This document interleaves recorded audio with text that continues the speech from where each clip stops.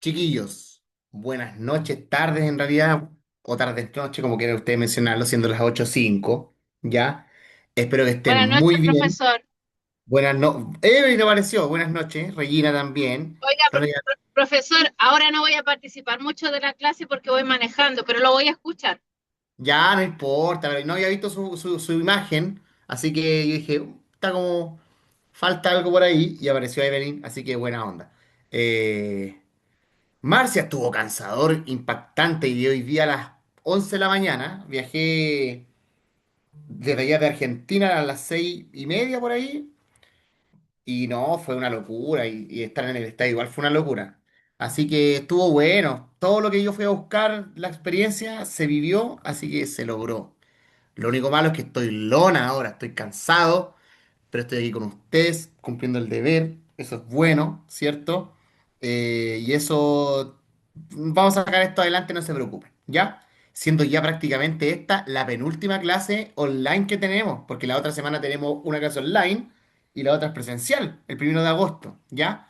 Así que ojalá que vaya la mayor cantidad de gente presencial ahí para que nos despidamos presencial y todo el tema, y que nos vaya de lo mejor posible, porque así va a ser. ¿Bien? Chiquillos, hoy día traje una especie de novedad, ya, o no sé si novedad, pero vamos a intentar que textos literarios y no literarios como que de cierta forma dialoguen, ¿ya? Y eso es lo que yo les voy a explicar cuando llegue la actividad, ¿ya? De más está decir que ya está más que claro, creo yo, que los textos literarios son de carácter ficticio y los textos no literarios son de carácter real, ¿cierto? Nosotros en los no literarios vimos sobre todo los textos positivos, que intentaba enseñar cosas, informarnos sobre algo, vimos técnicas de comprensión de lectura, etcétera. ¿Por qué lo estoy diciendo ahora? Porque los vamos a ocupar, así que estén al tanto, ¿ya? Y después vimos los textos literarios, ¿cierto? Son tres los textos, los géneros literarios. El dramático no lo vamos a ver en esta oportunidad, ¿ya? Pero y vimos dos géneros literarios antes. Vimos un género literario que contaba historias, ¿cierto? Historias de carácter ficticio. ¿Cómo se llamaba ese género literario que narra cosas? La dejo. Narra, cuenta algo, ¿ya? Ese género es el género narrativo, ¿cierto? Que finalmente nos contaba una historia de carácter ficticio, que tenía que ver con personajes, ambiente, acontecimientos, narradores, etcétera, ¿cierto? Y que leímos hartas cositas también del tiempo a la parte. Pero desde el miércoles nosotros comenzamos a ver el género lírico, ¿cierto? Y el género lírico era más distinto. El género lírico finalmente consistía en mostrarnos sentimientos y emociones, ¿cierto? Y evidentemente está escrito en verso y estrofa. Ese día coincidimos finalmente que el verso y estrofa, eh, las canciones también son verso y estrofa, ¿cierto?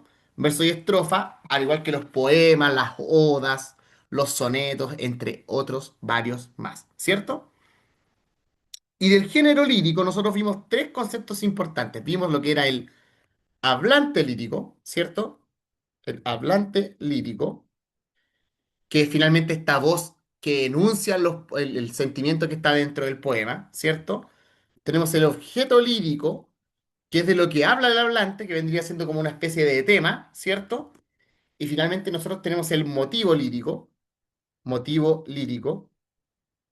que vendría siendo el sentimiento general que prevalece acá, ¿sí? Y yo les mostré cuatro poemas la clase anterior, que eran todos muy distintos entre sí, ¿ya?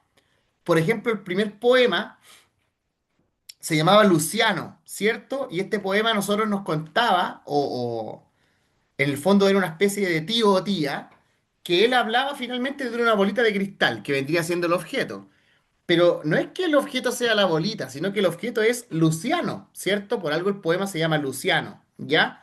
Y finalmente nosotros nos dimos cuenta de que este sentimiento que él tenía, de cierta forma, era un sentimiento de amor, po, de un tío o tía a su sobrino, ¿cierto? Y ahí nosotros analizamos bien ese poema.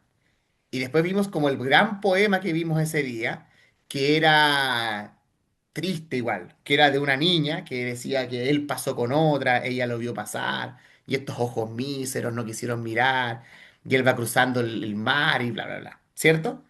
Ahí finalmente la hablante era una mujer despechada, una mujer dolida. El objeto era un hombre que lamentablemente rehizo su vida con una mujer y que le está yendo de lo más bien ahora, ¿cierto? Y finalmente el motivo era desamor, rencor, decepción, etcétera, ¿cierto? Después vimos un poema que era como dedicado a mi persona, que era autorretrato, ¿sí? Y ese poema finalmente nos dimos cuenta de que el hablante era un profesor, ¿cierto? Era un profesor que hablaba sobre su oficio de profesor, por lo tanto el objeto era él mismo, porque estaba hablando él mismo sobre su vida, y el sentimiento general era una especie como de sentimiento como de aburrimiento, de desgaste, de estrés, etcétera. Para luego finalmente analizar un poema que tenía que ver con el tiempo, ¿cierto? Que era un reloj. Decía que el tiempo en Santiago pasaba volando, ¿cierto? Y decía que los años pasaban muy rápido. Y ahí el hablante finalmente era alguien que hablaba del tiempo. El objeto era el tiempo y el motivo era el aburrimiento porque los días volaban muy rápido, ¿cierto? Como que no pasaba nunca nada, decía el hablante. Bien, hasta ahí estamos pero excelentemente.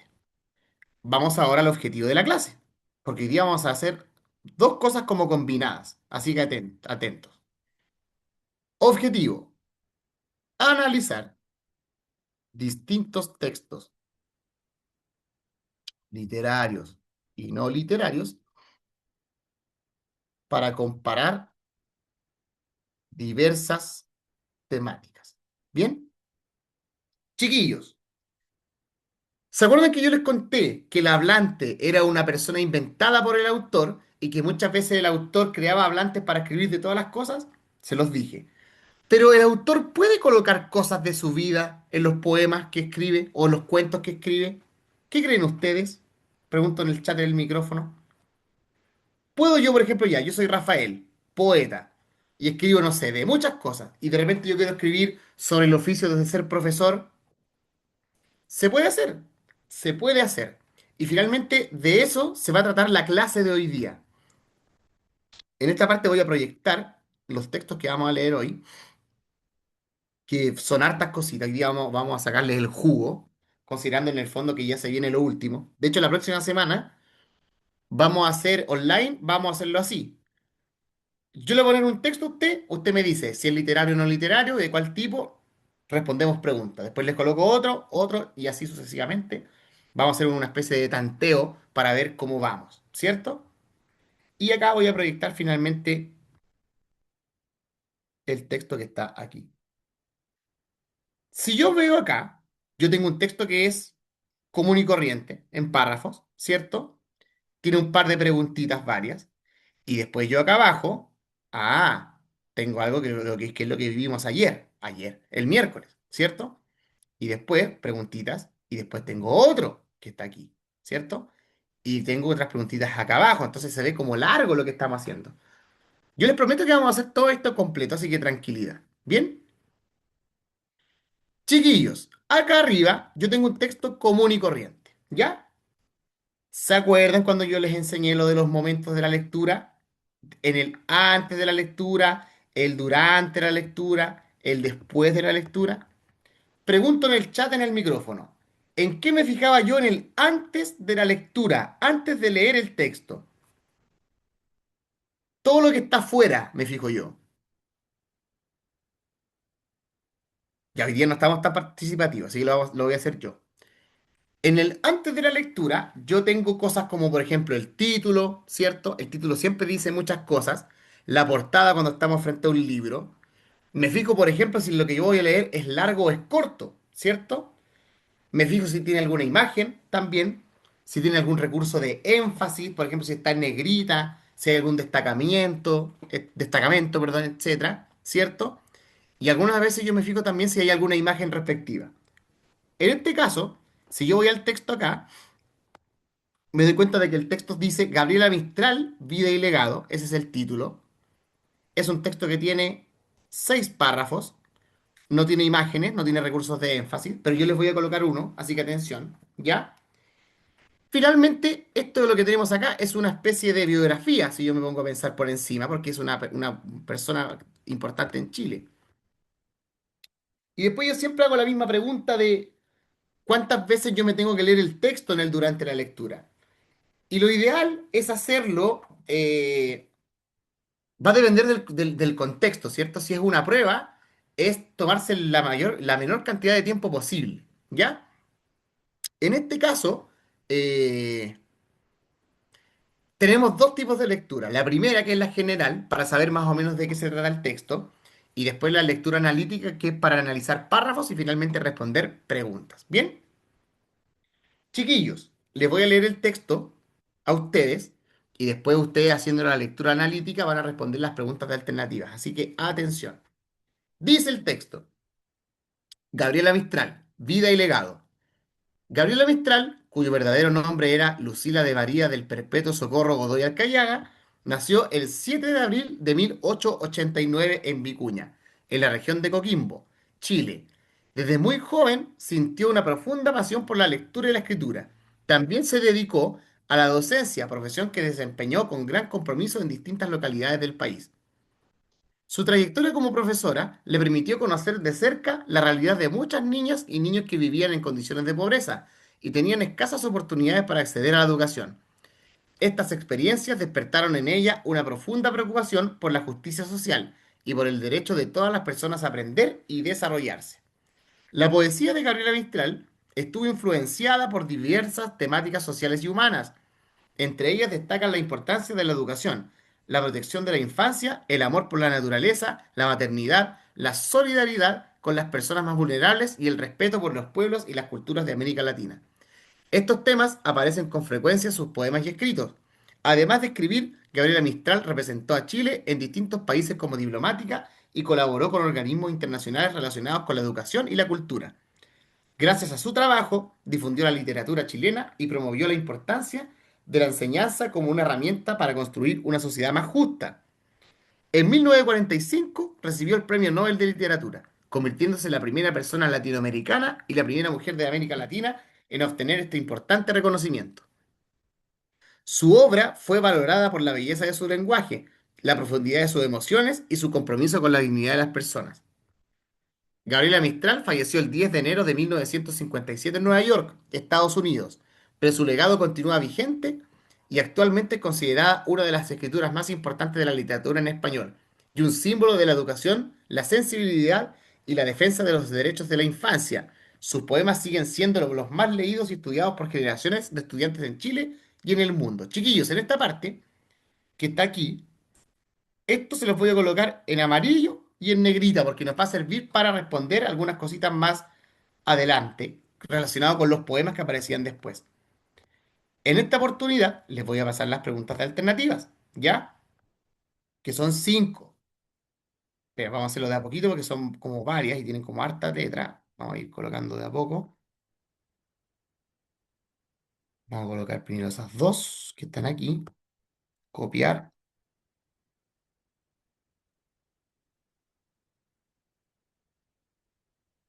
Tenemos esas dos. Después tenemos estas tres que están aquí. Bien. Ya, chiquillos.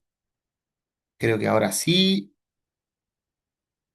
tenemos finalmente las preguntas, ¿ya?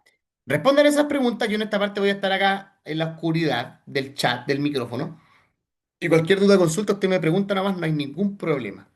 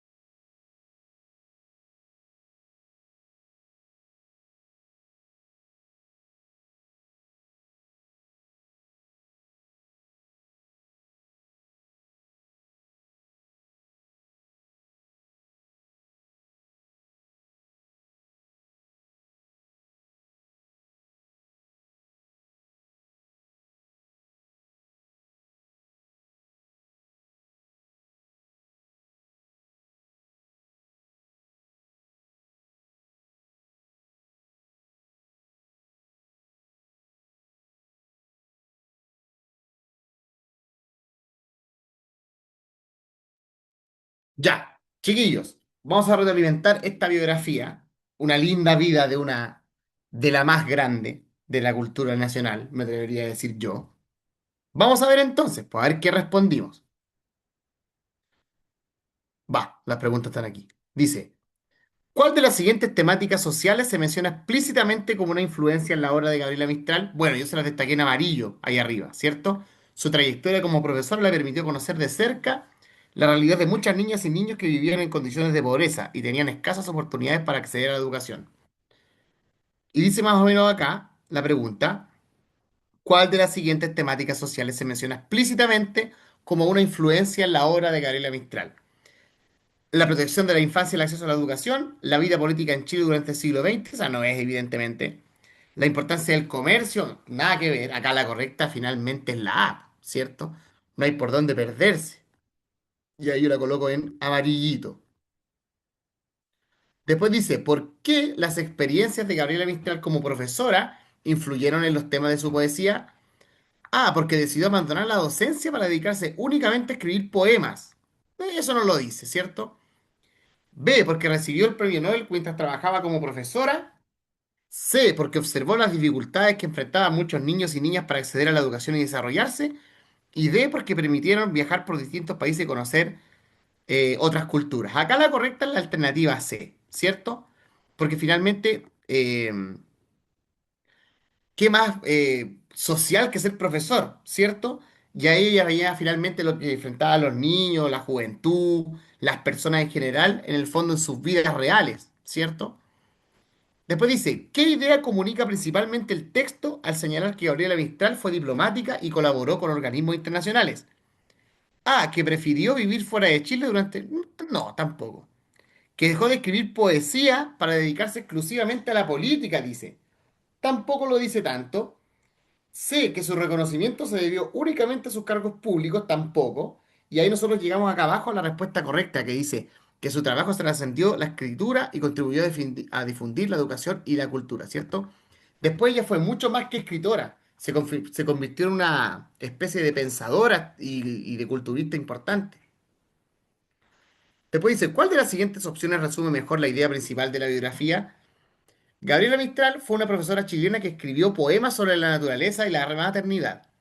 B. Gabriela Mistral dedicó su vida a la educación y a la literatura, defendiendo valores como la justicia social, la infancia y la dignidad humana, lo que convirtió su obra en un legado universal. C. Gabriela Mistral nació en Vicuña, recibió el premio Nobel y falleció en Estados Unidos. Eso sí puede ser, pero no es lo más importante.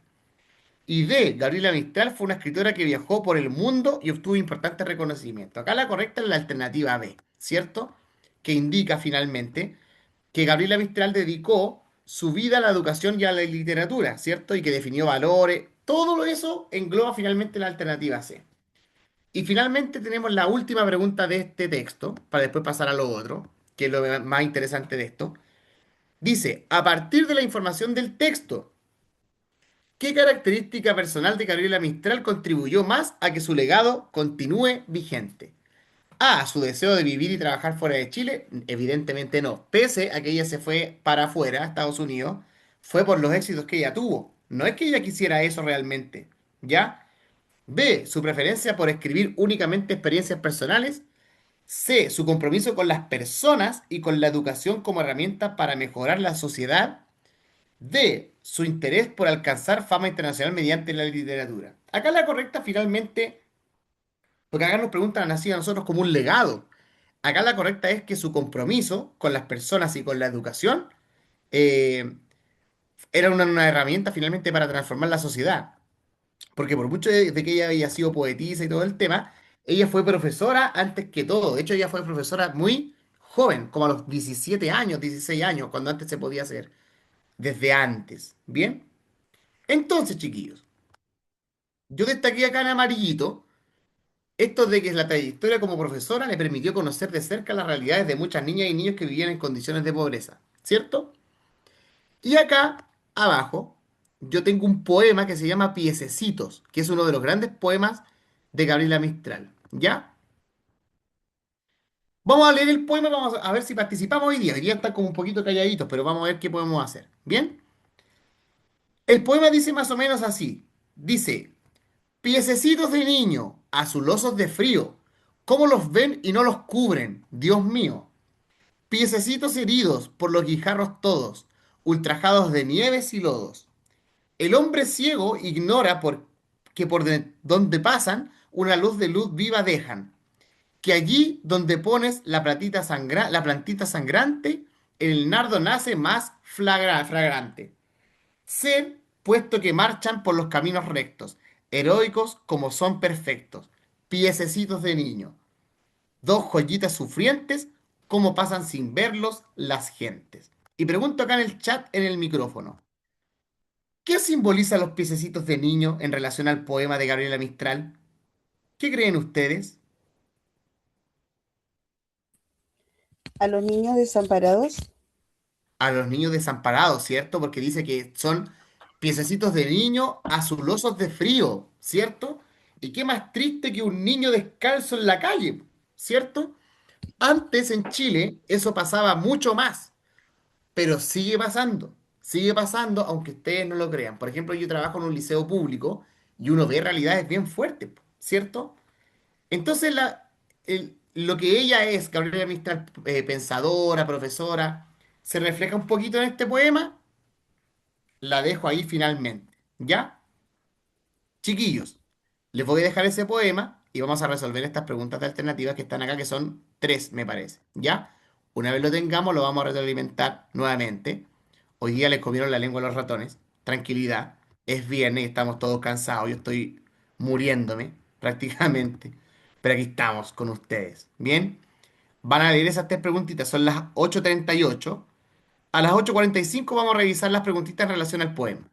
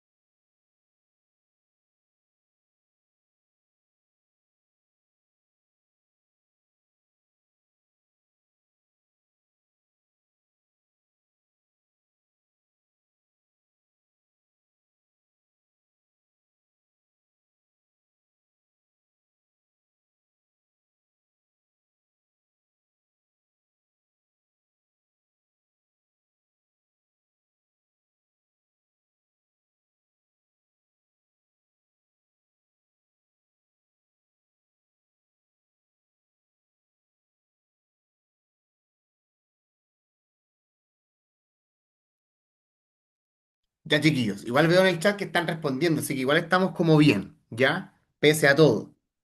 Vamos a leer el poema nuevamente y vamos a retroalimentar las preguntas de alternativas. Después tenemos otro poema y después unas preguntas que son en común entre la biografía y los poemas, así que atención. Dice, piececitos de niño, azulosos de frío, cómo los ven y nos los cubren, Dios mío. Piececitos heridos por los guijarros todos, ultrajados de nieves y lodos. El hombre ciego ignora que por donde pasan una flor de luz viva dejan, que allí donde ponen la plantita sangrante, el nardo nace más fragrante. Ser puestos que marchan por los caminos rectos, heroicos como son perfectos. Piececitos de niño, dos joyitas sufrientes, cómo pasan sin verlo en la gente, ¿cierto? Y después acá abajito les preguntan sobre los elementos del género lírico en cada concepto acá. Primero, hablante lírico. ¿Quién es el hablante lírico en el poema Piececitos?